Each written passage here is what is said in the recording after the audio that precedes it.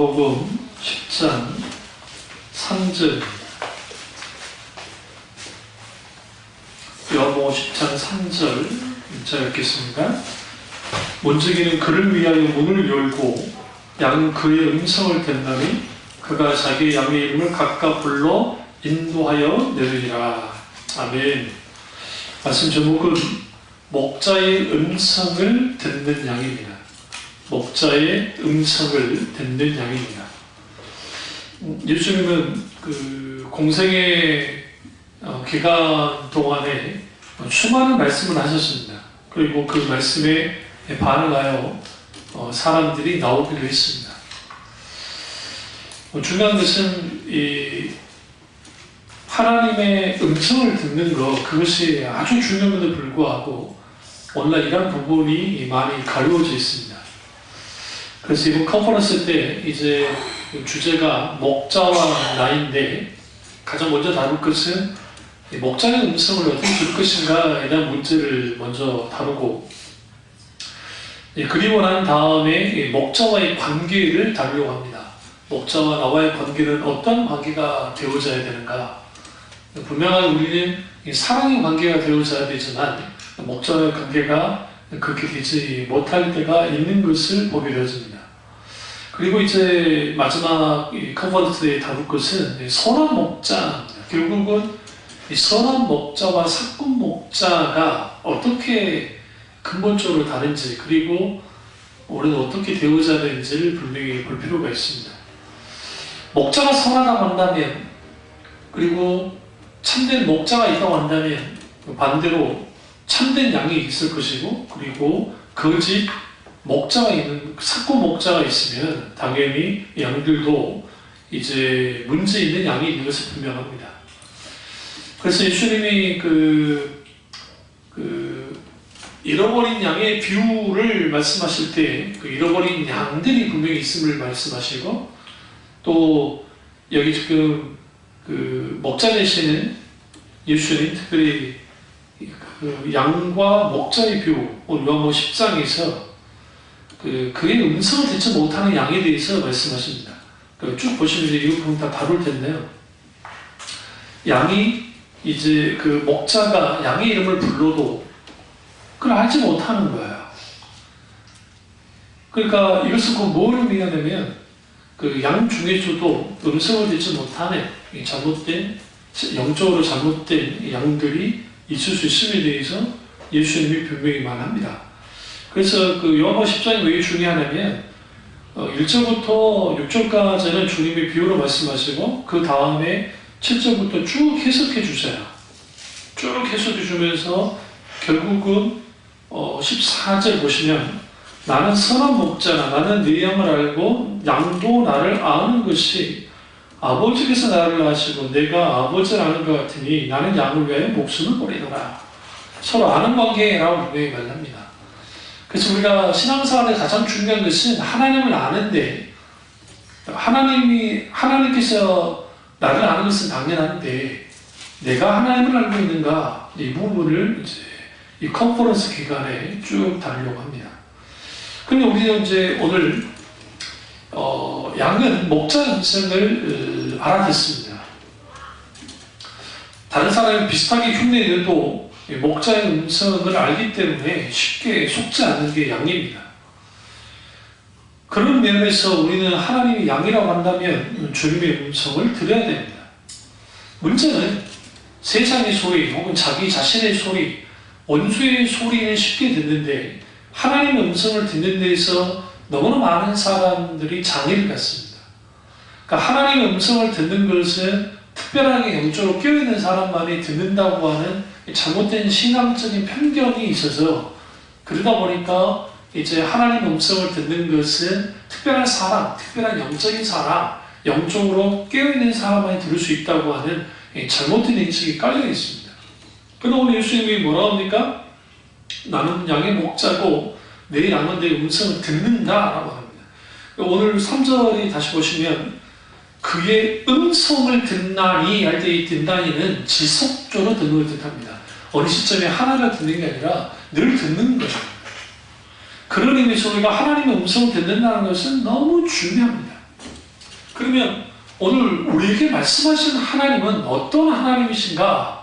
이 부분을 목자 되신 주인이 어떤 분인지를 간단히 다루고 구체적으로 목자이신 하나님 음성을 듣는 것과 관련돼서 이제 다루도록 하겠습니다. 첫 번째로 목자 되신 주님은 내가 너를 안다 하고 말씀하십니다. 요한복음 10장 14절 다시 보시면 나는 선한 목자라 나는 내 양을 알고 양도 나를 아는 것이 이게 굉장히 중요합니다. 내가 너를 안다 라고 하는 표현 속에는 결국은 하나님이 누구보다 나를 아신다는 거예요. 하나님이 나를 아신다는 것은 결국은 그분이 나의 창조주이시고 구원자시고 그리고 나를 얼마나 사랑하시는 분인지를 분명하게 보이는 겁니다. 예수님이 여리고를 들어갔을 때 그 삭개오를 만났습니다. 그리고 주님이 그 삭개오의 이름을 불러주셨습니다. 그때 삭개오가 감격할 내용입니다. 왜냐하면 단 한 번도 삭개오 이름을 예수님께 밝힌 적도 없고 그는 하나님이 그의 이름을 아시고 주님은 그의 이름을 아셨고 그의 집에 들어갔고 그가 완전한 딴 사람으로 바뀌어졌습니다. 마찬가지로 하나님은 우리를 압니다. 다시 말하면 우리가 믿는 하나님은 목자는 나를 아시는 분입니다. 나를 아시는 분이기 때문에 우리는 나의 고민과 나의 아픔과 상처와 고통을 늘 하나님께 알릴 수 있습니다. 많은 사람들이 자기의 고민거리를 어떤 의사나 아니면 상담가나 심리학자나 그런 사람들이 가서 고민을 털어놓고 하려고 합니다. 그 자체가 나쁜 거 아닙니다. 그것도 죄도 아닙니다. 그럼에도 불구하고 하나님 앞에 가지고 나가는 것만큼 사실상 확실한 해결 방법이 없습니다. 그런데 왜 하나님께 가지고 나가도 안 되냐면 그들이 세밀하게 하나님의 음성을 듣지 못하기 때문이었습니다. 하나님 음성을 듣는 데는 문제가 되니까 거기로부터 무슨 일이 벌어지느냐 나를 아신 하나님 앞에 나가지 못하는 것을 보게 되어집니다. 하나님은 그뿐 아니라 하나님은 우리의 길도 아시는 분이시고 내 인생이 어디로 가야 될지 다 아시는 분이시기 때문에 좋은 길로 인도하십니다. 두 번째로 목자 되신 주님은 내가 너를 사랑한다 라고 말씀하십니다. 어떻게 사랑하시느냐 그분이 그 15절 보시면 아버지께서 나를 아시고 내가 아버지라는 것 같으니 나는 양을 위하여 뭐다? 목숨을 모르느니라. 생명을 내어주는 사랑을 한다 라고 주님 말씀하십니다. 이 세상에 가장 가치 있는 게 뭘까요? 내 모든 것을 걸어도 아깝지 않는 게 가치입니다. 예수님에게 있어서 주님에게 하나님에게 있어서의 진정한 가치는 뭐였을까요? 하나님이 창조한 인간이었습니다. 인간을 위해서 하나님이 모든 것을 걸어도 될 만큼의 가치를 갖고 있었습니다. 그렇기 때문에 기독 신앙이 위대한 것이고 우리가 하나님을 믿는다는 것이 얼마나 가치 있는지는 몰라요. 그러나 문제는 뭐냐면 주님이 나를 사랑한다 라고 말씀하셨는데 그 사랑이 직접적으로 느껴지지 않는 거예요. 하나님은 언제나 우리를 사랑하시지만 우리는 그 사랑을 잊고 삽니다. 마치 자녀가 부모의 사랑을 잘 모르는 것처럼 오늘날 우리가 그렇게 아버지의 사랑을 잘 알지 못하죠. 그런 의미에서 우리는 분명하게 뭘 봐야 되냐면 우리는 하나님이 나를 사랑하시기 때문에 나라는 존재는 어떤 존재인가 하는 거예요. 내가 보는 나와 다른 사람이 보는 나와 하나님이 보시는 나가 각각 사실은 같아야만 합니다. 물론 다른 사람이 나를 보는 것은 오해가 있을 수 있습니다. 그럼에도 불구하고 나 자신이 나를 보는 것과 하나님이 나를 보는 것이 같아야만 해요. 이 부분을 칼빈이 뭐라 하냐면 각자 우리 자신의 인간이 자기 자신을 알기를 원한다고 한다면 우리는 반드시 하나님을 알아야만 한다. 왜 그러느냐? 하나님을 알 때에 나를 알 수 있기 때문이다. 그분이 나를 지으셨고 그분이 나를 이때까지 보호와 인도하셨기 때문에 하나님보다 나를 아는 존재가 없기 때문이다 그랬습니다. 그런 의미에서 우리는 하나님이 나를 아신다라는 것과 하나님이 나를 사랑하신다, 목숨을 걸고 사랑하신다는 것이 얼마나 대단한 것인지를 우리는 분명하게 알 필요가 있습니다. 근데 그 주님이 어떤 분이냐? 목자이신 주님이라는 게 굉장히 중요합니다. 세 번째로 목자이신 주님이 나를 따라오라 하고 말씀하십니다. 10장 27절을 보시면 내 양은 내 음성을 들으며 나는 그를 알며 그들은 뭐하냐? 나를 따르느니라 라고 말씀하십니다. 신앙에 있어서 하나님을 따르지 않는 것, 주님을 따르지 않는 것은 사실 진정한 신자의 길이 아닙니다. 오늘날 많은 사람들이 하나님의 사랑을 느끼기를 원합니다. 그리고 하나님이 나를 알아주기를 원합니다. 근데 문제는 하나님을 따르기를 원치는 않습니다. 이 문제는 우리의 문제만이 아니라 예수님 당시의 문제가 있었습니다. 우리가 너무나 잘 아는 부자 청년의 사건처럼 그의 모든 재산을 하나님께 드리고 그 가난한 자에게 나눠주고 주님을 따라갈 때 그가 심한 고민에 빠졌고 결국 주님을 따르지 않았습니다. 그리고 요한복음을 보시면 거기에 또 누가복음도 마찬가지고 거기에 뭐가 나오냐면 특별히 누가복음 같은데 예수님이 길을 가다가 사람들을 촉촉하셔야 합니다. 제자로. 너는 나를 따르라 할 때는 이 따른다는 게 영어로 팔로미 하잖아요. 이 제자라는 뜻이 팔로예요. 팔로. 그러니까 따르는 자가 제자예요. 이걸 이제 헬라어는 disciples라고 하고 마디티스라는 단어와 disciples라는 단어가 있습니다. 그런데 따르는 자가 제자야.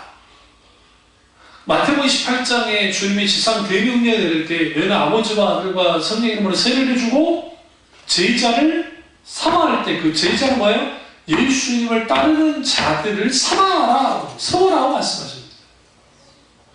오늘날 우리가 목자님 주님은 나를 따라오라고 말씀하십니다. 근데 많은 사람들이 나를 따라가기를 원치 않는다고 합니다.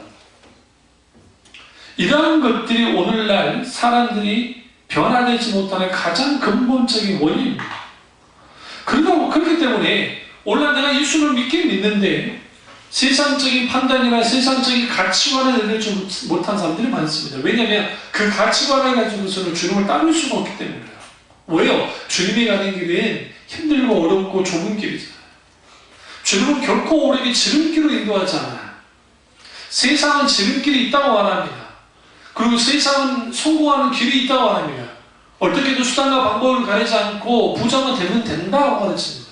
그러나 성경이 이렇게 말합니다. 참된 성공하는 부자는 뭐냐?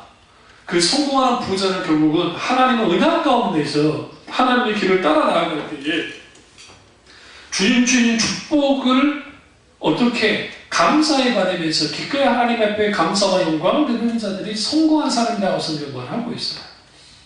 그런 의미에서 오늘날 많은 사람들이 예수님을 따라가야 되지만 따라가지 못합니다. 시편 23편을 우리는 너무나 잘합니다. 왜? 시편은 꽃 중에 꽃이기 때문에. 주는 나의 목자시니 내가 부족함이 없으리로다. 근데 여기서 중요한 게 그가 푸른 초장에 누이시고 하는데 우리는 그 푸른 초장만 생각하는 게 문제가 됩니다. 우리 한번 시편 23편을 찾아보시죠. 한번 이거 하나씩 한번 좀 봐드리겠습니다. 시편 기자인 다윗이 하나님은 나의 목자이십니다 라고 그가 고백합니다. 그런데 이제 여기서 주님이 목자이신데 푸른 풀밭에 누이시고 실마를 물가로 인도하시기 위한 그러신 분이다 라고 합니다. 그리고 그분은 영혼을 소생시키시고 의의 길로 인도하는 분입니다. 그런데 이 사제가 아주 중요합니다. 사망의 음침한 골짜기를 당일자마다 해를 두려워하지 않을 것을 이 말이 왜 나왔냐면 우리가 너무나 잘 아는 푸른 초장과 신만한 물가로 가려면 우리는 사망의 음침한 골짜기를 넘어야 합니다. 오늘 많은 사람들이 주님을 따르지 않는 이유는 사망의 음침한 골짜기가 눈에 보이기 때문이에요. 왜? 고생이잖아요. 제자의 길을 간다는 것은 결국은 겸손과 가난과 그리고 자기 포기와 여러 모든 것, 자기 깨어짐과 내려놓음과 일련의 모든 과정이 요구되어 있어요.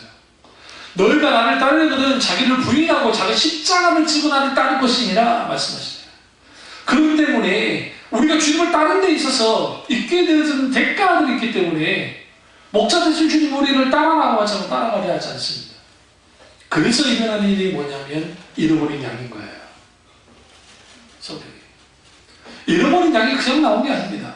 이스라엘의 목자가 양을 칠 때는 어떻게 치냐면 우리가 잘 아는 서부 영화나 막 그런 영화를 보면 카우보이들이 말을 타면서 개를 풀어가지고 이제 양모리개를 풀어가지고 막 그 엄청난 대초원에서 막 양들을 끌고 다니잖아요. 그리고 몽골도 마찬가지고. 근데 이스라엘은 아주 특이하게 합니다. 일단 개는 저주받은 개, 그러니까 부정한 짐승이기 때문에 당연히 개는 키우지도 않고 쳐다보지도 않습니다. 당연히 목자가 이 모든 일을 다 감당해야 됩니다. 그런 의미에서 그들을 형주로 이끌 수 있는 것은 이 우두머리 양을 이끌면 되는 겁니다. 양은 기본적으로 앞에 있는 양을 따라가는 습성이 있기 때문에 우두머리 양을 이끌고 나가야 되니까 당연히 목자는 어떻게 하게 됩니까? 제일 앞에 서게 됩니다. 그러니까 우리가 헐리우드나 그런 영화에서 서부에서 봤던 양머리들은 다 어디에 있어요? 뒤에 있거나 가운데 있거나 아니면 옆에서 벌어져 있어 쭉 봅니다. 봐서 흩어진다 싶으면 개를 풀어서 쭉 모으고 쭉 모으지만 이스라엘에서의 양치기는 목자가 제일 앞에서 나아가고 양들은 그 뒤를 따라가기만 하면 되는 거예요. 그러다 보니까 무슨 일이 벌어져요? 낙오자가 생깁니다. 효율적인 것은 개 풀어가지고 막 때려잡는 거예요. 뭔지 아시죠? 응? 근데 우리 하나님은 그런 하나님이 아니라는 게 굉장히 중요합니다. 그게 강하고 그리고 겁박하는 하나님이 아니라는 것을 우리는 분명히 알 수가 있습니다. 그런 의미에서 주님이 우리를 인도하시는데 문제는 목자의 음성이 계속 듣고 그걸 따라가야 되는데 낙오되는 양들, 먹이에 뭐 현혹이 됐든 좀 지쳐서 쉬다가 그렇게 됐든 어찌 잠깐 뭐 짧은 운동에 뭐 빠졌든 아니면 다리가 삐었든 여러 상황 가운데서 낙오가 됐단 말이에요. 떨어져 나가는 겁니다.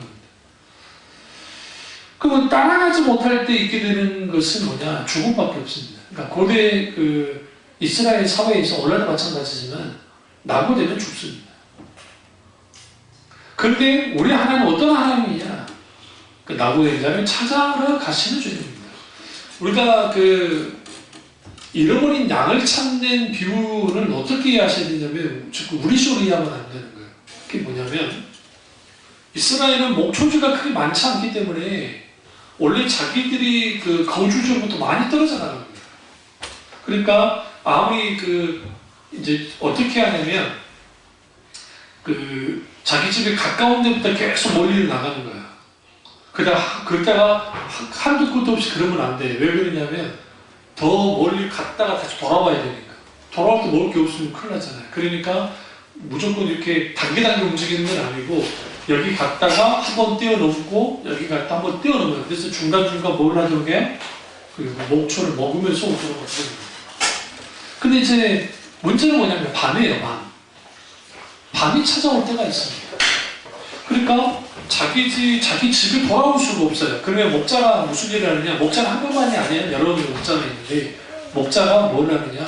주위에 있는 돌들을 주워 모읍니다. 그러니까 이스라엘은 돌이 참 많아요. 그러니까 돌을 이렇게 쭉 돌로 쌓아요. 근데 이 돌의 그 높이라는 게 아주 시원찮아요. 그러니까 우리 뭐 헌이나 연인도 넘을 수 있는 정도 높이밖에 안 돼요. 근데 어리석은 양들은 못 넘어요. 무슨 말 아시죠?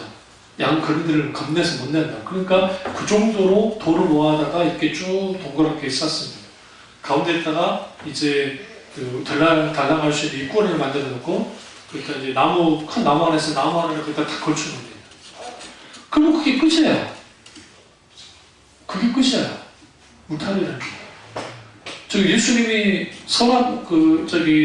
잃어버린 양의 비유를 할 때에 100마리의 양을 끌고 가다가 한 마리 양을 잃어버리고 99마리를 길에서 딱 알아채는 거예요. 근데 알아차렸는데 주로 알아차릴 때는 언제 알아채냐면 처음부터 알아차리는 건 아니고 이제 거기에 멈춰서 여기서 이제 하루를 지내야 되겠다 할 때 이제 그때 알아차리는 거예요. 당연히 거기다가 놔두고 목자가 오는 거예요. 근데 이 비유는 어떤 거냐면 거기에 목자가 하나밖에 없어요. 예수님만 있고 나머지 이 99마리의 양이 어디에 노출돼요? 위험에 노출된 상태에 가서 부에서 옵니다. 이게 아주 중요해요. 우리는 이걸 통해서 우리는 뭘 알아야 되냐면 하나님이 왜 목자 되신 주님이 따라오라고 하느냐? 그걸 따라가지 못하면 무슨 일이 벌어져요? 낙오되고 거기로부터 아주 심각한 일들이 벌어집니다.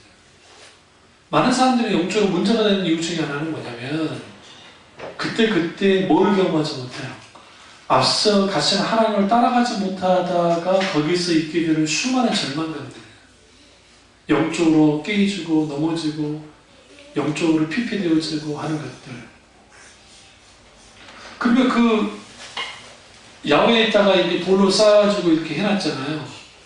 그럼 방을 어떻게 하느냐? 그럼 이제 입구는 어떻게 하느냐? 목자가 거기다가 자기가 입고 있던 옷을 이렇게 탁 깔아가지고 거기서 들어 누워요. 그게 문이에요. 무슨 말이냐? 목자가 문 역할을. 이 안으로는 목자가 누워있는 양들은 안 나가니까. 이제 문제는 이리와 역대예요. 그것들은 못 들어옵니까? 아니요, 절대로. 그래서 예수님이 오늘 비유에서 뭐라 합니까? 담을 넘어온 것들은 이리요, 늑대라고 말하잖아요. 사꾼이라고 합니다. 그런 것처럼 오늘 목자신 주님이 우리에게 양의 울타리를 쳐주시고 그리고 우리를 보호하시고 지키십니다. 문제는 뭐냐면 목자신 주님을 따라가야 되는데 따라가지 않는 거예요. 그 왜 못 따라가느냐? 첫째로 아직까지 고집이 세기 때문에 있습니다. 인간의 근본적으로 아직까지 고집이 셉니다. 여러분, 중동 지방에서 가장 큰 종이 뭐예요? 우리도 어렸을 때 가장 큰 종이 뭐예요? 개? 아들이잖아요. 싸우다가 개 아들! 그러잖아요. 그냥 거예요. 근데 중동 지방에서는 양 아들 그러면 양아치예요. 큰일 나는 거예요. 아주 뒤집어집니다. 진짜 되게 엄청난 욕이에요. 이 양아들아! 하면 이제 이 양아치 어쩌고 하면서 난리가 나는 거죠. 그것처럼 우리가 넘어갈 그 양은 엄청나게 뭐예요? 고집이 셉니다. 첫째로. 두 번째로, 양이 예쁘던가요? 양털이 예쁘십니까?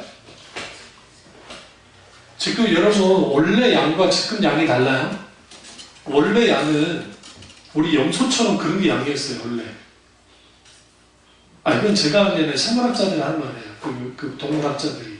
그랬는데, 이걸 사육하면서 인간이 양들을 교접해서 나온 게 지금의 양이에요. 털목숭이. 보면 아시죠? 여러분, 저기 터키 갔을 때 혹시 그 산양 안 봤어요? 갑바도기아나 그런 데 쭉 차 타고 가다가 못 봤어요?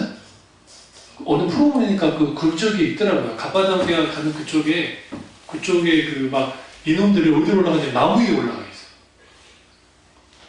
양이 나무 위에 올라가 있다니까요. 심지어는 양이 어디로 있냐면 벼랑 있죠, 벼랑 위에 뭐 있는 분들이 있어요. 그게 원래 양이에요, 원래. 근데 지금 이 양들은 다 만들어져서 그렇고, 원래 우리 말 있죠, 말 크기가 얼마나 할 것 같으세요? 원래 말이 우리 제주도 조랑말도 큽니다. 안 타봤으면 말하지 말라 하세요. 나 그거 CP 받다가 그 말이 작은 줄 알았는데 막상 원하니까 크더라고. 높고. 근데 우리 제주도에 있는 말보다 작았어, 원래 말이. 근데 그 말대로 교접하다가 지금의 어마어마한 큰 말들이 나온 거예요. 그러니까 그런 것처럼 양은 어떤 상태냐면 희극이 바빠요. 일단 고집이 아주 세요. 그리고 털이 이렇게 나니까 얼마나 지저분합니까? 순백색의 양 생각하지 마세요. 머리 갈 것도 없어. 우리 대관령 가면 알 수 있어요. 얘들 참 좋아할 거예요. 그 대관령 가시면 그 대관령의 양 젖도 짜고 양 치즈도 만드는 그런 프로그램이 우리나라에 있더라고. 보니까 거기 가가지고 거기서 이제 먹이도 주는 거 학습도 하고 하는데 합니다. 그러니까 그 양들은 말 그대로 고집도 세고 그 다음에 아주 이것들은 배만 부르면 뭐야? 가만히 있어요. 그러니까 이제 이스라엘에서 양을 칠 때 뭘 고안했냐면 개인을 안 키우니까 그래서 이제 다크호스로 우리 염소님을 이제 끌어들이는 거예요. 염소의 습성이 어떤 습성이냐? 아주 성질을 고약해가지고 엉덩이 붙어있는 꼴을 못 봐요. 종자 자체가 양이 아니 그 염소가. 그래서 가만 붙어있잖아요. 그럼 와서 딥다 데려가는 거예요. 그 활짝 놀라가지고 이게 또 도망칩니다. 그러니까 또 운동을 해요. 그런데 안 그러면 양들의 습성이 자기들끼리 몰리는 습성이 있어요. 더 놀라운 건 뭔지 아세요? 모이면 더워지죠. 가운데 애들이 앞사단이 죽어버려요. 그러니까 양들이 일부러 치면서 막 해치기도 하지만 그거 한두 번이지. 그러니까 염소 습성을 이용해서 염소를 풀어놓으면 염소들이 알아서 받아버립니다. 그럼 흩어집니다. 이게 양이에요. 그러니까 예수님이 비유하실 때 나는 선한 목자와 너희는 양이다라는 표현이 우리는 목가적으로 그래 양은 오늘날 우리 생각처럼 양은 깨끗하고 순백이고 순하고 정말 말도 잘 듣고 그런 양이 아니에요. 비유한 가보시죠. 10장 가보시면 요한 10장 다시 돌아가시면 예수님이 이 비유를 다 하셨어요. 딱 하시니까 이제 그 사람들이 19절 뭐지? 19절 10장 19절 이 말씀으로 말미암아 유대인 중에 다시 뭐가 일어났어요? 분쟁이 일어났어요. 그러니까 우리는 잘 보세요. 우리 한국 사람 그리고 우리는 현대에 사는 사람들이기 때문에 우리는 양 쳐본 적이 없잖아요. 여러분 혹시 염소가 놀아보셨어요? 저는 늘 놀았어요. 우리 집 뒷동산에 키우는 염소가 있었기 때문에 우리 염소는 아니고 남의 집. 그러면 악동이었기 때문에 뭔 짓을 했냐 가까이 가면 들이받아요. 근데 신기하게 들이받쳐도 안 다쳐요. 그때는 평 날아가도 다시 머리만 안 다치면 되니까. 그러다가 막 당하다가 그때 이제 우리가 그 옷을 벗어가지고 그러면 안 되는데 얼굴 해가지고 그런 못 볼 때 딱 뿔을 잡고 막 하는 거예요. 그러면은 이놈이 발버둥 치는데 뭐 얼마나 재밌는지 몰라요. 막 환장해. 근데 이게 한 번만 그런 게 아니라 여럿이 달려들어가지고 하니까 이게 죽으려고 하죠. 주인이 보면 우리 잡아먹으려고 막 난리가 나고 도망쳐버리거든. 그게 그 이제 염소인데 우리가 지금 우리 생각하듯이 지금 이 비유는 결코 그렇게 우리가 생각하듯이 목가적이고 전원적인 그런 비유가 아니에요. 절대로. 그러니까 우리 좀 그 생각하면서 성경을 읽으셔야 돼요. 우리는 우리 배경에서 성경을 읽어버리니까. 그러면 이 양은 어떤 상태냐? 양은 스스로 아무것도 할 수 없는 존재입니다, 사실. 그리고 실력이 나쁩니다. 그 대신 청력은 발달했습니다. 청력이. 근데 우리 사람들도 마찬가지지만 우리 막 열나고 아프면 가장 먼저 힘든 게 그 눈이 막 뜨겁고 그 귀 같은 게 막 좀 그러잖아요. 그런 것처럼 양은 딱 병들면 가장 먼저 나타나는 게 그 듣는 게 안 돼요. 그래서 목자가 양을 부르잖아요. 어떤 반응도 없어요. 일부러 불러요. 양이 막 휘파를 불어도 반응이 없으면 아예 아프구나. 그 얘를 따로 격리를 시키고 거기서 이제 치료를 하거나 이제 그렇게 한단 말이에요. 그게 양입니다. 다시 말하면 예수님이 너희는 양이야 라고 할 때는 양은 목자 없이는 한시도 존재할 수 없는 존재이기 때문에 이 비유에서 말씀하신 거예요. 우리는 양이야 솜털 같아 아니 그런 거 아니거든요. 절대. 근데 이제 중요한 것은 오늘 이제 그 컨퍼런스 첫 번째 주제가 목자의 음성을 듣는 양이니까 양이 목자의 음성을 듣는 것은 당연한데 어떨 때 듣지 못한다고요? 병들었을 때 듣지 못합니다. 그리고 우리는 하나님의 음성을 목자신 하나님의 음성을 어떻게 인식할 수 있을까요? 하나님께서 내게 말씀하시는 건지 아니면 그것이 내 생각에서 온 건지 아니면 사탄이 주는 것인지를 어떻게 알 수 있을까요? 이 질문이 여러 세대를 거쳐서 수많은 사람들에게서 제기됐습니다. 대표적인 게 이거예요. 성경에 보시면 사무엘이 어렸을 때 하나님의 음성을 들었습니다. 근데 그 음성을 듣고도 사무엘이 그게 하나님의 음성인지 몰랐어요. 오히려 누가 확인해 줬습니까?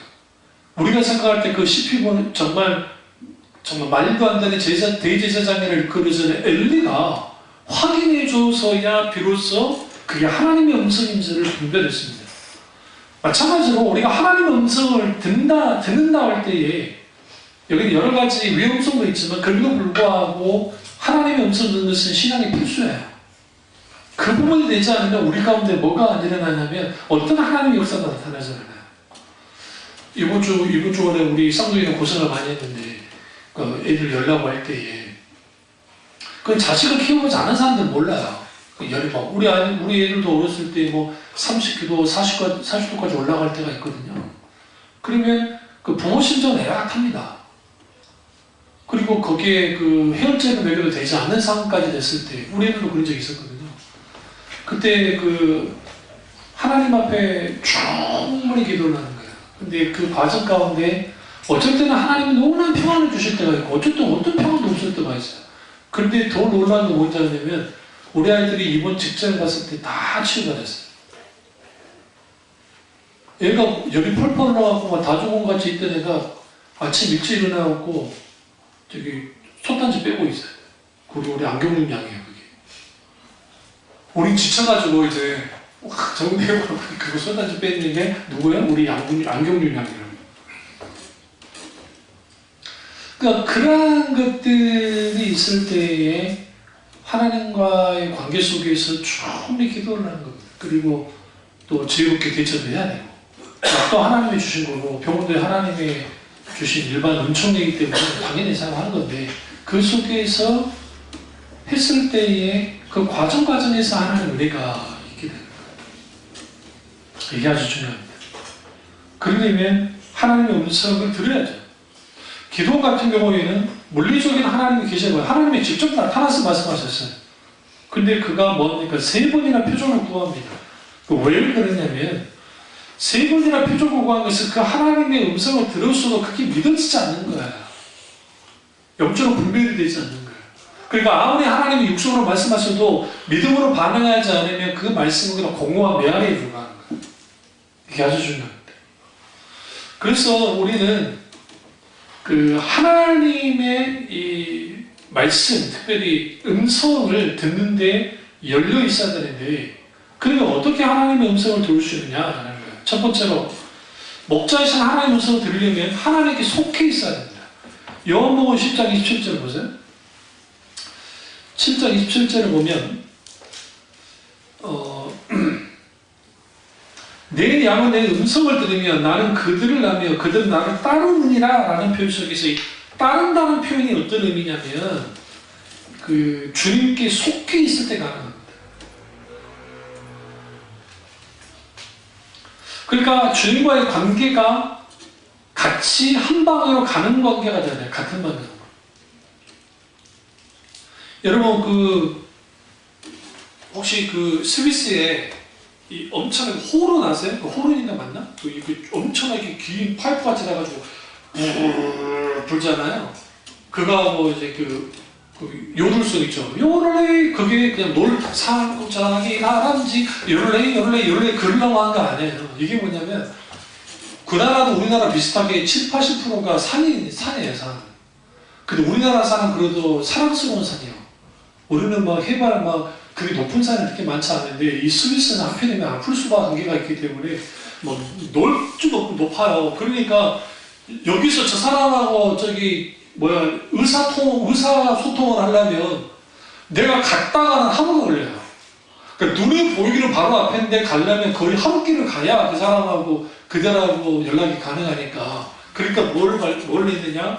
요들송 같은 거, 이 독특한 언어로 훅 하면 그게 바람을 타고 메아리를 타면서 쭉 날아가요.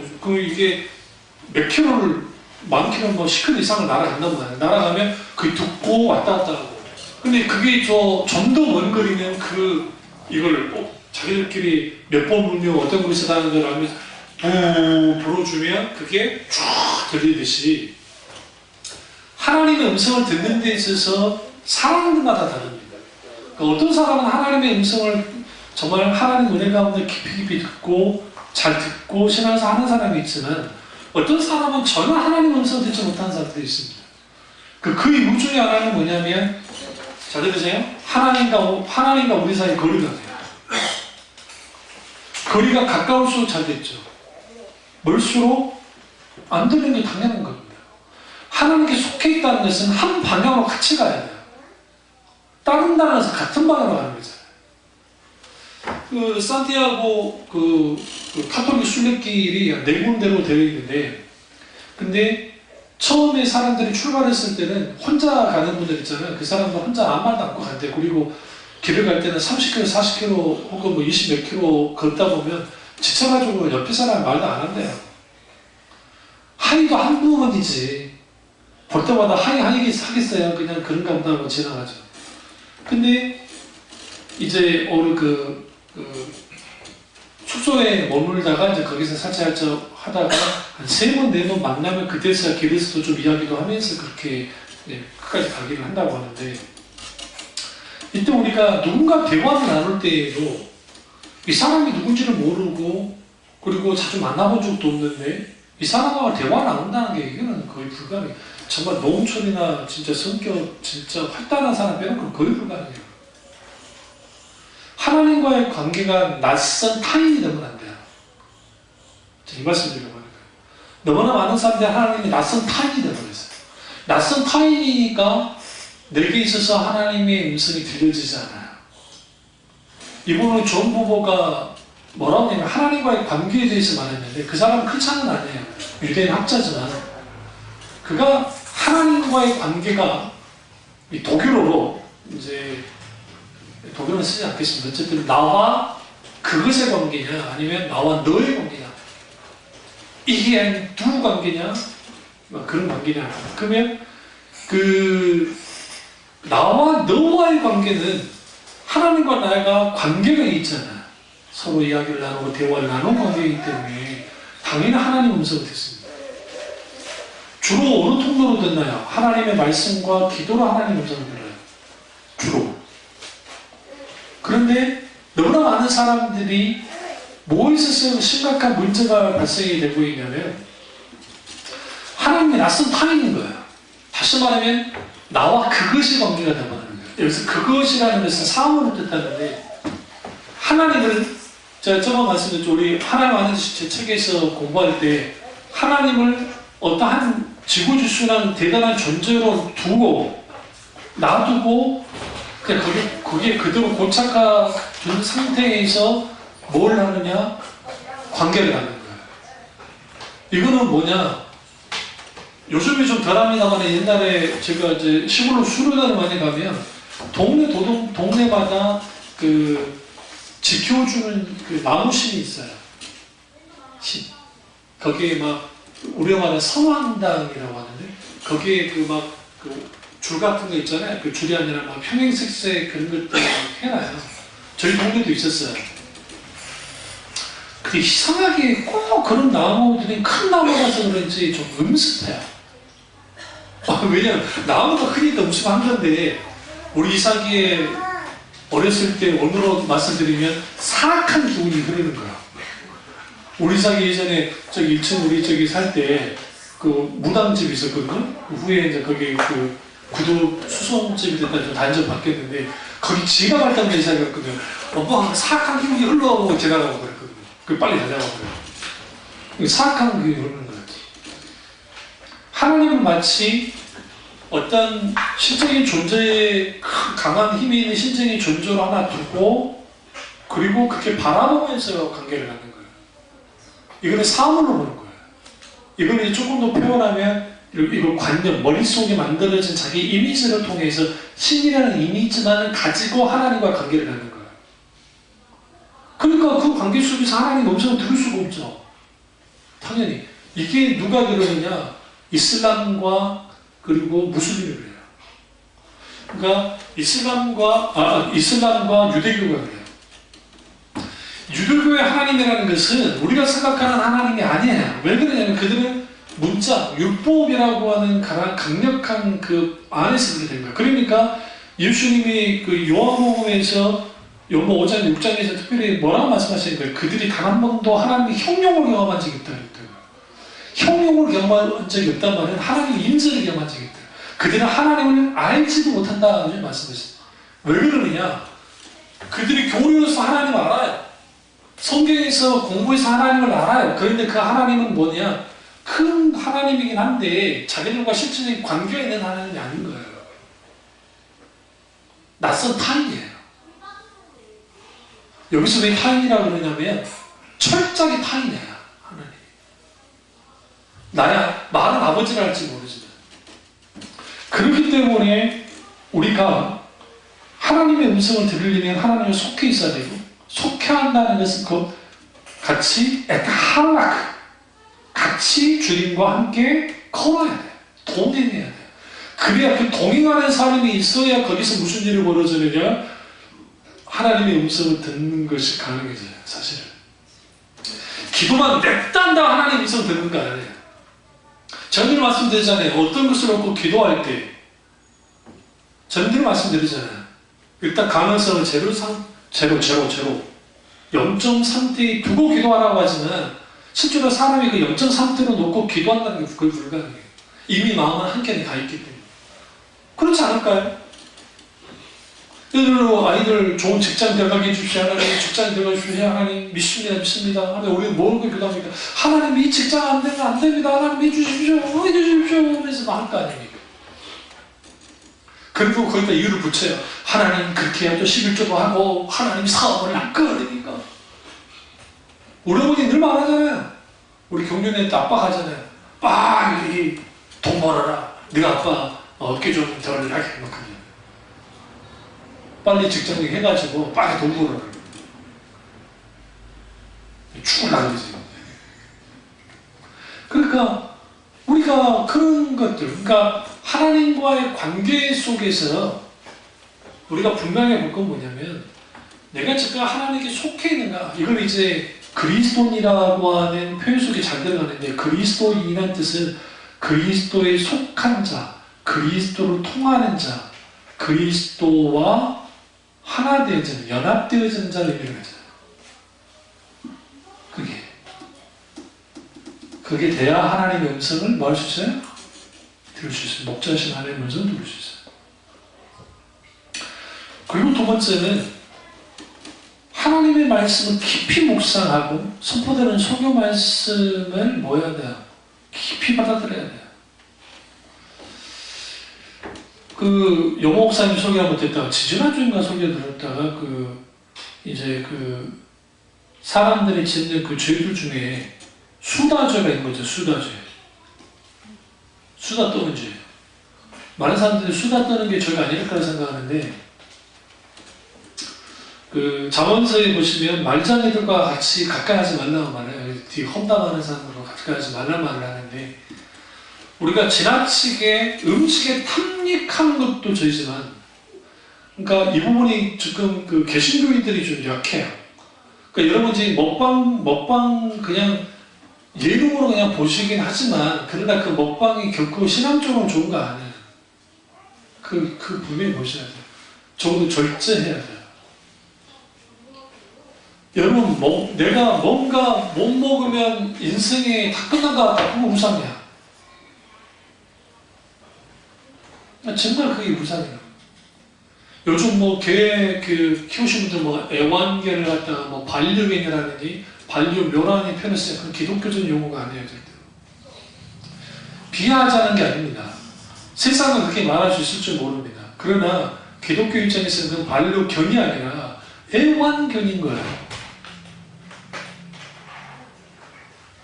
자기들의 가족으로 받아들였다. 원자 하나님이 그들을 가족이라고 그런다.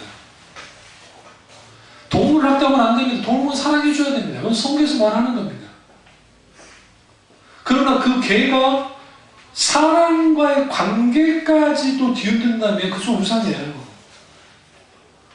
신기한 게 우리 교회 교인들은 단 한 명도 애완개를 키운 사람이 없어요. 얼마나 많나, 이런 소리 하면 시험될 사람이 없어. 시험될 사람이 없어요. 제가 아주 짐승을 좋아했던 사람이에요. 진짜로. 개, 토끼, 뭐고 다 그랬어요. 그 영향은 우리 아들이 있는 거예요. DNA에. 제가 그래서 개도 키웠고요. 그 다음에 고양이도 키웠어요. 오래보니까 싫어하는 고양이도 키웠다고요. 새끼 고양 하나가 길거리 버려졌는데 너무 불쌍한 거예요. 그래서 그냥 박스에 가져와가지고 내가 키웠다가 잘 키운다고 목욕시켰다가 세상에 죽어버렸어. 목욕시켰다. 개는 목욕시키면 안 되는 줄 몰랐던 거죠. 어렸을 때. 초등학교 때인데요. 저는 늘 우리 개들을 막 시켰으니까 그래도 된 줄 알았지. 얘가 막 갑자기 껐다 하니까 형이 그걸 발견했어요. 친구랑.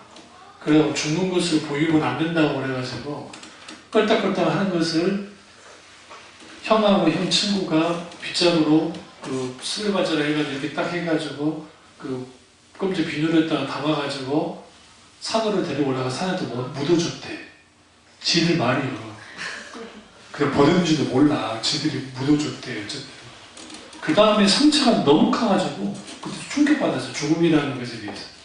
우리 아버지가 우리 개 때려잡아가지고 잡아먹을 때도 충격을 좀 받았지만 옛날 어른들을 개 키우고 다 잡아먹었잖아요. 안 그래요? 우리 그랬거든요. 마지막 우리 개도 잡아먹혔고 그 다음에 개를 키우질 않았는데 어쨌든 우리 아버지가 많이 새 잡혔어요. 여름만 되면 이 잡혔으니까 개를 키워가지고 똥개들. 근데 그때 충격을 받고 제가 그 하루 정도를 밥을 안 먹었어요.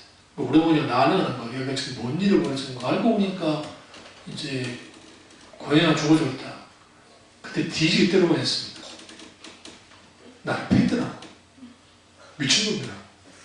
끝까지 가나 죽었는데 뭐 하냐고 해서 막 그 다음에 엄마 맞기 싫으니까 밥 먹었어요. 그래서 또 배가 고프고 그 다음부터 이렇게 그 동물들을 키우진 않았는데 오늘날 개를 위한 무덤이 있고 개를 위한 장례식을 하고 개를 위해서 뭐 수술이다 뭐다 하면서 뭐 정말 엄청난 돈을 써가면서 그렇게 키우는 사람들이 많습니다. 개가 사람보다 더 잘 먹기도 하고 생각해볼 일이에요. 그렇잖아요. 그게 과연 성경과 기독교 정신에 맞는 것인가? 오늘 이야기하려는 건 아니지만 그런 의미에서 이 수다 문제에 대해서 말하는 건데 이제 여목사님 저도 공감하는데 적재되지 않는 수다하는 사람도 있습니다. 이게 주로 여러분 조심해요. 아파트 분용에 할 수 있으면 가까이 안 가는 게 좋아요. 곧 있으면 애들 초등학교 갈 텐데 초등학교 분용회 모임을 안 하는 게 좋아요. 할 수 있으면.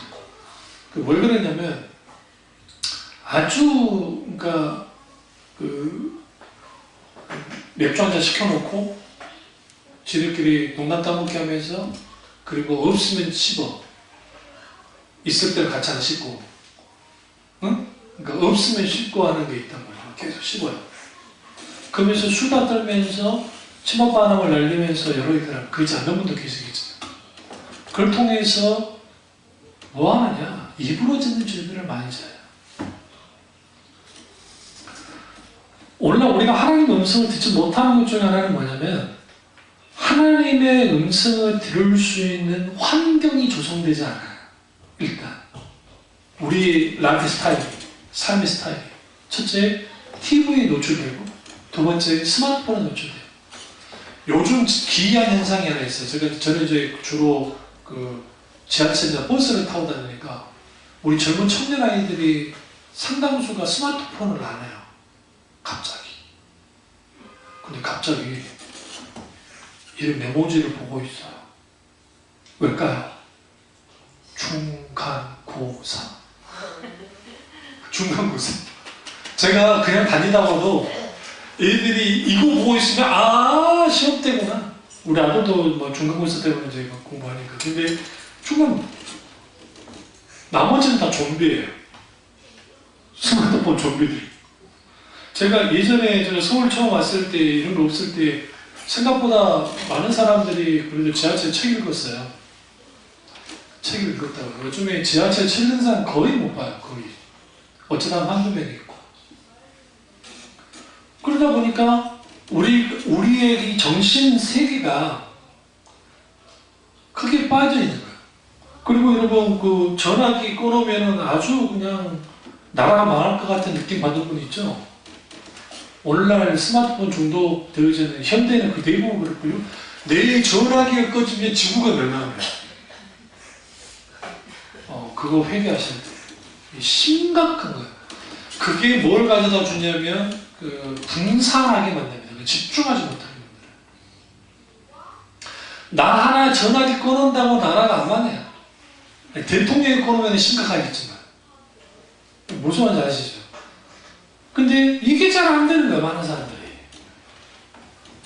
그뿐 아니라, 원래 사람들이 그 취침 시간이 너무, 그리고 우수리 시간 빨리 자니까 저기 습관 참 좋은데, 생각보다 늦어요. 현대인의 라이프 스타일이잖아요. 제가 그 시골에 살 때에는, 여러분 가보면 아시겠지만, 요수 같은 데 가보시면, 그 해가 떨어졌잖아요. 해가 떨어지면 무슨 일이 보는 줄 아세요? 사람이 안 다녀요.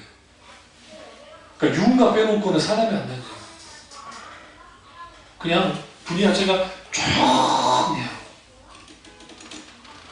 우리 동네 바글바글한 우리 딸내미가 거의 뭐 좀 늦게 오거든요. 알바 끝나보면. 알바 끝나는데 처음 갈 때는 우리 딸내미 올 때까지 기다려줬어요.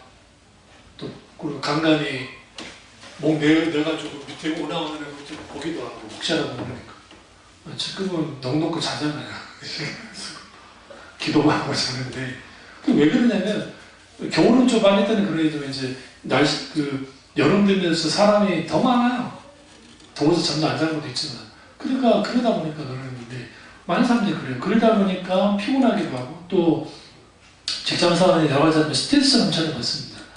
인간관계 스트레스를 많이 받기 시작하면 그 속에서 뭐 하느냐 하나님의 음성을 듣는데 장애 요소들을 밝힌대요. 그게 뭐냐면 우리 속에 있는 마음의 상처들이에요. 그러니까 관계 속에 있는 상처들. 그리고 여러 상황들이 우리를 그렇게 만들어요.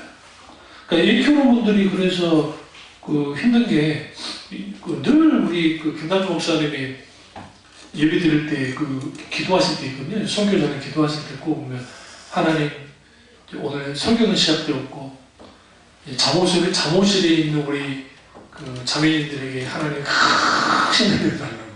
크신 은혜 중에 하나가 뭐냐면 애들이 자주는 거예요. 입신을 하시면 좋은데 그분들이 입신을 잘 안 해. 그래서 이제 그 교회는 크니까 전문적으로 케어해주는 분들이 있습니다. 그래서 이제 그 애들 너무 영화 애들을 빼놓고 좀 이제 큰 애들은 따로 와서 거기서 하도록 하는데요. 그런 게 있습니다. 그럼 우리가 하나님 음성을 듣는 게 아주 중요한데 그 듣는 방법은 뭐 여러 가지 있으니까 그런데요. 하나님의 음성을 듣는 것을 방해하는 것들이 제거돼야 됩니다. 그리고 오늘 비유 속에서 여기 보시면 누가 등장하죠? 여기 보면 사꾼 목자도 등장해요. 보면 도둑도 등장해요. 10절에 보시면 도둑, 사꾼 목자도 있어요.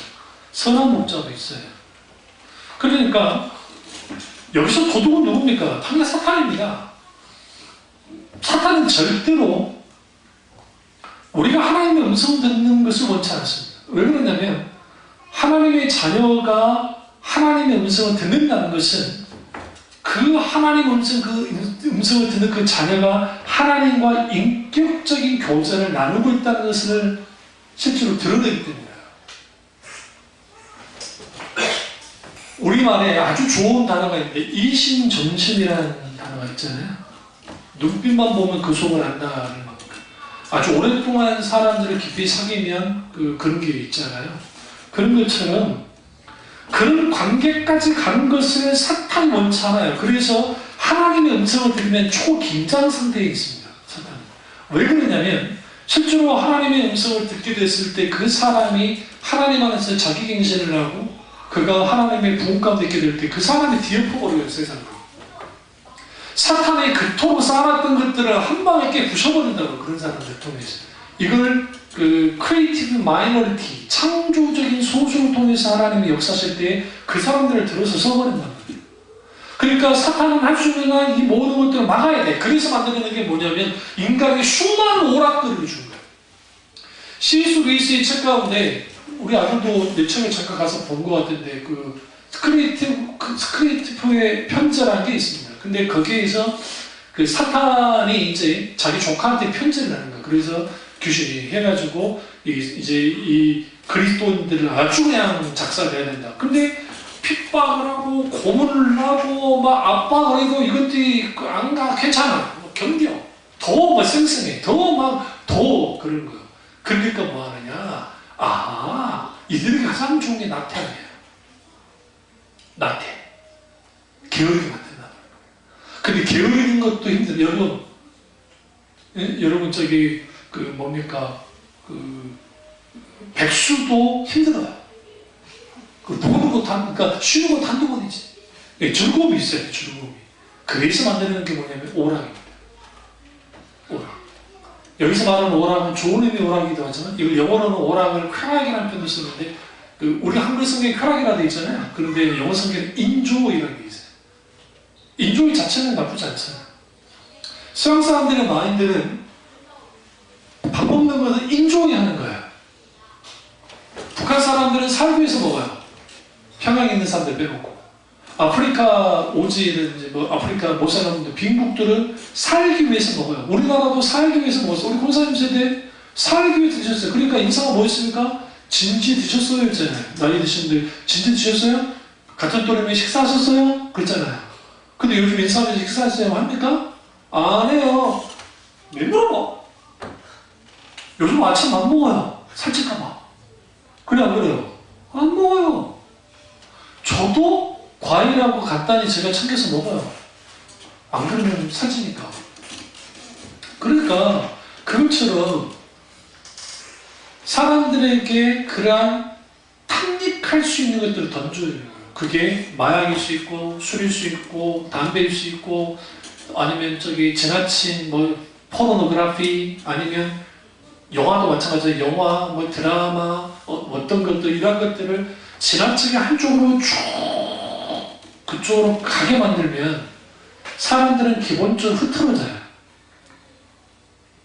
그러면 뭐 하느냐? 하나님 음성 못 들어요. 그래서 내가 늘 우리 교우들에게 말하는 게 주일날, 다른 때는 몰라요. 주일날 아침마다 TV를 끄지 마라 말해주면 안 돼요. 그 이유가 아침마다 TV를 끄지 말라는 게 그게 계속 내려요. 그래서 조심해야 돼요. 그런 것들을 사탄이 그걸 통해서 음성 못 듣게 합니다. 근데 이제 문제는 도둑놈만 있는 게 아니고 뭐가 있어요? 일이 있어요. 일이. 그러니까 12절에 이리가 오는 것을 보면 양을 보려 달아난다. 이 이리와 도둑은 당연히 사탄인데요. 이 삭군이 문제인 겁니다. 삭군은 말 그대로 삭슬 받아서 하는 목자입니다. 신학생들 성공조사를 했었는데 소명에 대해서 했을 때 생각보다 많은 치수가 나오긴 했어요. 그러니까 우리 때는 더 높았어요. 저희 때 소명이 거의 80% 이상이 소명받아서 왔다고 했을 정도가 됐어요. 근데 그래도 목회자기로 가는 것은 그렇게 쉽지 않았어요, 솔직히. 근데 요즘에는 60몇 프로가 소명받았다 하고 나머지는 직업적으로 오는 거. 그리고 직업적으로 목사를 이해하는 데에서 거부감이 오늘날 신앙생활에 크게 없어요. 그러니까 다시 말하면 세상 말하는 직업 분류 안에 목사가 딱 들어가기 시작하는 거예요. 이거는 한국교회가 불행해지는 거예요. 그러니까 있는 목자들이, 그러니까 양들이 불행해져요. 그러니까 교회가 크고 작고를 다 떠나서 헌신하는 목회자가 없게 될 때, 그랬을 때 거기에 무슨 일이 벌어지느냐? 그 양들은 마치 광야에 내팽개치는 그런 상태처럼 그렇게 있게 되죠. 그래서 예수님이 목자 없는 양 같았다 그랬잖아요. 예수님이 다 오셔가지고 목자 없는 양같이 유리방황한다 했어요. 근데 예수님이 뭐라고 했어요? 목자가 없다는 거예요. 그러니까 너희가 뭘 위해서 기도하라? 하나님께 목자를 보내달라고 기도하라죠. 목자가 왜 없어요? 제사장이 넘쳐났는데 그 시대에 목자가 왜 없어요? 있었어요. 그러나 그들이 다 어떤 상태에 있던 거예요? 거짓 목자나 사꾼 목자였던 거예요. 이게 하나님의 음성을 듣지 못하게 하는데 실제는 강한 영향을 끼칩니다. 실제로. 그러니까 설교를 이렇게 하는데 어떤 일을 하게 될 때에 하나님께 먼저 묻지 않아요. 많은 사람들이 하나님의 음성을 듣지 못하는 이유는 조급해서 그래요. 왜 조급하냐면 그게 필요성이 되게 강할수록 조급해져요. 조급해져요. 그러니까 우리 생각 속에 이미 계산이 다 뚜들어 버려요. 다 머릿속에. 그러니까 하나님보다 앞서가 버려요. 하나님보다 앞서가게 되면 있게 되는 게 뭐냐면 염려와 근심이에요. 걱정이 납니다. 근데 그것이 그로 끝나면 괜찮은데 그게 뭐와 연결이 되면 불안함과 연결이 돼요. 불안해져요. 사탄은 그걸 집요하게 공격을 합니다. 불안해지면 그게 뭐까지 자라나냐면 두려움에 빠져요. 두려움은 뭘 질식시켜요? 믿음을 질식시켜요. 두려움이 믿음을 질식시켜요. 사도 요한이 뭐라 했습니까? 사랑 안에 뭐가 없다 했어요? 두려움이 없다 했다고요. 두려움을 이길 수 있는 것은 예수 그리스도의 십자가의 사랑만이 두려움을 이길 수 있다고 생각합니다. 그렇기 때문에 우리가 하나님 음성 듣지 못하는 가장 많은 이유 중에 하나가 조급함입니다. 그 조급함이 무엇을 망쳐요? 하나님의 음성을 들을 만한 기대를 잃게 만들어요. 그 대표적인 게 사울입니다. 블레셋이 갑자기 쳐들어왔습니다. 그런데 그 사울이 생각했던 규모가 아니었습니다. 그러니까 어느 정도 규모였냐면 거의 블레셋 땅에 있는 전구를 훑고 왔습니다. 정예軍. 구수가 10만 이상 됐습니다. 여러분 고대사 10만 이상 어마어마한 숫자입니다. 그래서 급하게 군대를 끌어모았는데 그가 끌어모은 숫자가 3,000명이 안 됐습니다. 이게 아주 중요해요. 왕이긴 한데 끌어모은 숫자가 3,000명이 안 됐습니다.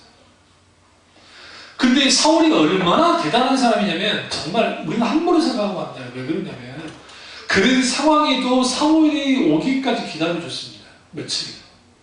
근데 웬일인지 약속한 것보다 사무엘이 뭐였어요? 늦어졌어요. 왜 늦어졌을까요? 사무엘은, 잘 들으세요. 사무엘은 하나님의 명령이 떨어져야 움직이는 사람이에요.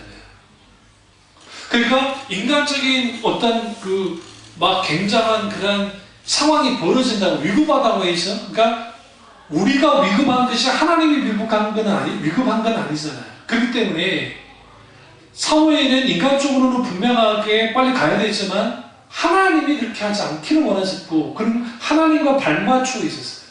그리고 하나님의 명령을 따라서 왔어요. 그런데 무슨 일이 벌어졌느냐? 오고 있을 때, 사무엘이 오고 있을 때에 이탈병들이 생긴 겁니다. 그러니까 만약에 이탈병이 생기지 않았으면 사울이 그나마 조금 더 버텼을 텐데 그냥 이탈한 게 아니라 쑥쑥 빠져나가는 거예요. 이제는 3,000명이 아니에요. 이제는 그의 수하에 수백 명밖에 안 남았어요. 몇백 명밖에. 여러분이라면 어떻게 하실래요? 안수호 목사는 어떻게 할까? 탕일에 번져 들여버리지. 왜? 다 흩어져버려 나 혼자 싸는데. 하나님은 때로는 우리를 이렇게 시험해요. 넘어지게 하려고 시험하는 게 아니라 하나님만을 의지하고 하나님만을 바라보는지, 그리고 하나님의 음성을 듣고 나아가는지를 주님이 원해요. 똑같은 상황이 다윗에게서 벌어져요. 어떻게 벌어지냐면 다윗이 도망자 신세로 네게브 사막 저기 숨어 있을 때, 엔게디 사막에 숨어 있을 때 사울이 군대를 동원해서 세겜으로 포위를 해버립니다. 세겜으로 포위했으니까 이제는 이게 끝장이 난 겁니다.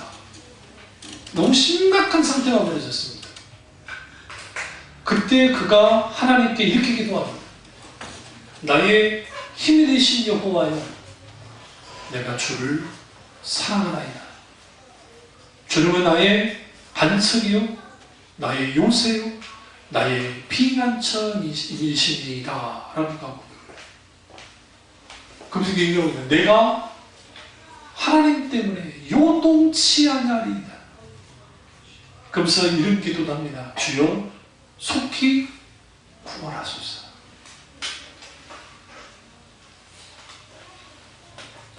다윗은 끝났어요. 실제로 역사를 보더라도 그 실제로 끝났어요. 그런데 무슨 일이 벌어졌느냐? 잠잠히 있던 블레셋이 이스라엘 경내로 들어와서 어디로 들어가느냐?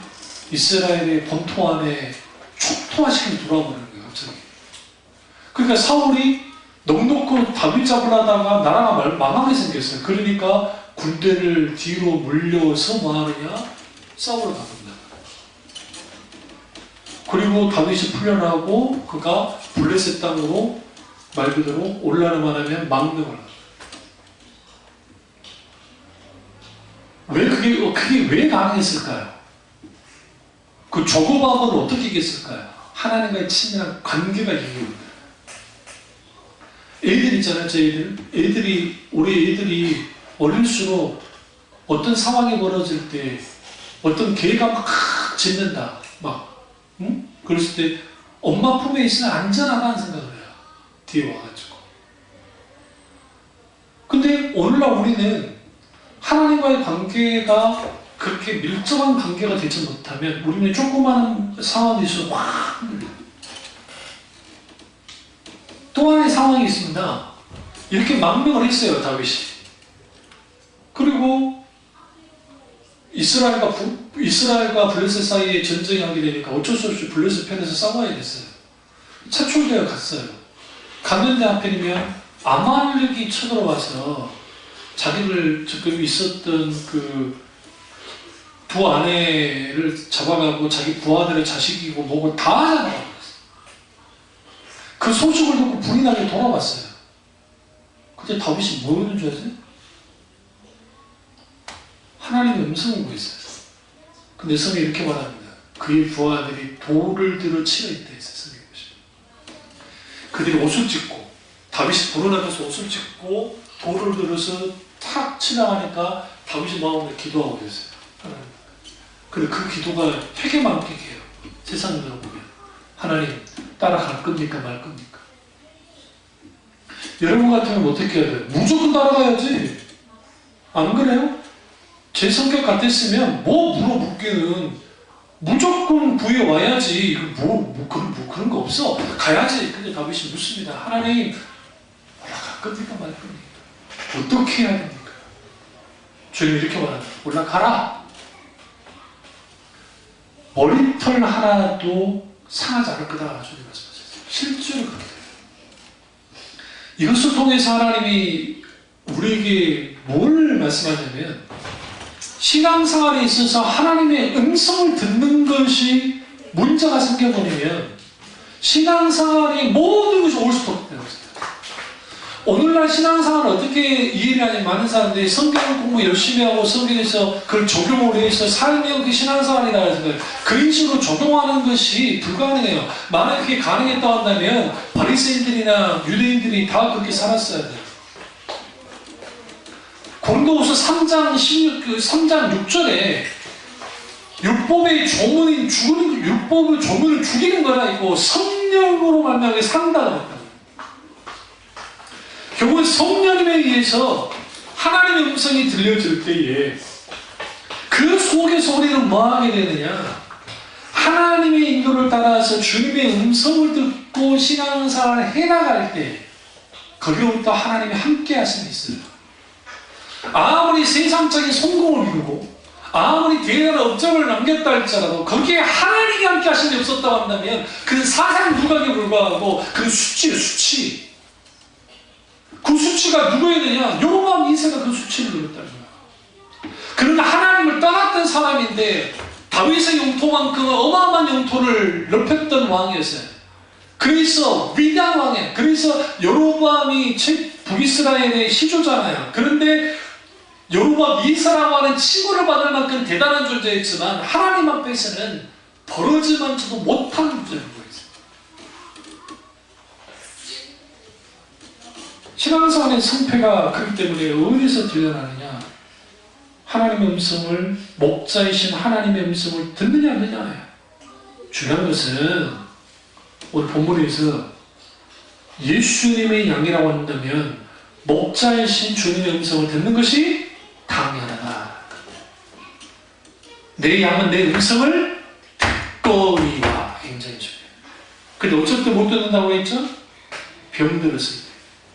왜 병이 들죠? 하나님과의 관계가 문제가 생기죠. 하나님과 멀어져 버린 거예요. 친밀한 교제가 깨져버린 거예요. 그러다 보니까 신앙의 본질에서 떠나버리니까 하나님의 음성이 들려지지 않는 겁니다. 그리고 그 하나님의 음성이 들리지 않으면 동시적으로 나타나는 현상이 있는데, 그게 뭐냐면 두 가지가 있는데, 하나는 그 성령의 기름 부음이 사라져요. 약화되고 현격히 약화되고 하나님의 임재가 거둬져요. 그러니까 여러분 가운데 성령의 기름 부음과 하나님의 임재에 대한 어떤 그런 역사들이 나타나지 않고 경험되지 않으면 이미 내 신앙이 상당히 뒤로 후퇴했다는 걸 말해요. 그래서 우리는 좀 심각하게 이걸 받아들여야 돼요. 오늘 이 말씀은. 그런 의미에서 우리는 이 컨퍼런스 가운데, 원래 제가 이 컨퍼런스에 가지고 갈 것들은 지금의 메시지가 아니에요. 오늘 이 메시지는 오늘 오전에 하나님이 너무 강하게 비춰서 이 메시지를 끌고 올라온 거예요. 정말 우리가 이 목자의 양으로서, 그 목자의 음성을 듣는 양으로서 실제로 살아야 됩니다. 그래야 거기에 하나님 은혜가 있고, 거기에 하나님의 놀라운 역사가 있고, 거기에 살아서 역사하신 하나님을 사실적이고 실질적이고 경험하게 됩니다. 그리고 그분을 깊이 알게 됩니다. 깊이 사랑하게 됩니다. 깊이 주님의 일에 동참합니다. 주님을 따라갑니다. 그리고 이렇게 하나님과 동행하기 시작합니다. 그리고 하나님의 음성은 더 잘 들리기 시작하고, 더 깊이 들리기 시작하고, 더 분별하게 됨을 통해서 이런 선택까지 나는 거예요. 이세의 다윗은 이시 전심이었다. 응? 한국말로 말해줄까요? 내 마음이 너 마음이고 너 마음이 내 마음이야 그랬어요. 이게 성경에 유일하게 다윗을 향해서 주님이 유일하게 그 말씀하셨어요. 이런 놀라운 은혜가 저와 여러분 있기를 주님으로 축원합니다. 기도하겠습니다. 우리가 잠깐